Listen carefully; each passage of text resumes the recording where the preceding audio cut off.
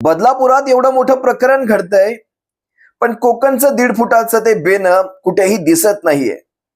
जे उरणमध्ये लव जिहाद नावाने बोंबलत सुटलं होतं, जे उरणचा तो माजी आमदार महेश बालदीच्या प्रचारासाठी त्या प्रकरणाचा वापर करू पाहत होतं, ते कोकणातलं 1.5 फुटाचं बेनं कुठेही दिसत नाहीये. तुम्ही विचार करा, या राजकारण्यांना तुमच्या जीवाशी काहीही घेणं देणं नसतं. तुमचा जीव, हाडामासाचा जीव यांच्यासाठी फक्त एक ऑब्जेक्ट असतो, तो निवडणुकीपुरता वापरला जातो. आज अक्षता म्हात्रे प्रकरण, शिळपाट्याचं हे 1.5 फुटाचं बेनं कुठेच आलं नाही. आज बदलापूरचं प्रकरण पहा, तिकडे वरळीतलं त्या नाकवा भगिनीचं प्रकरण पहा.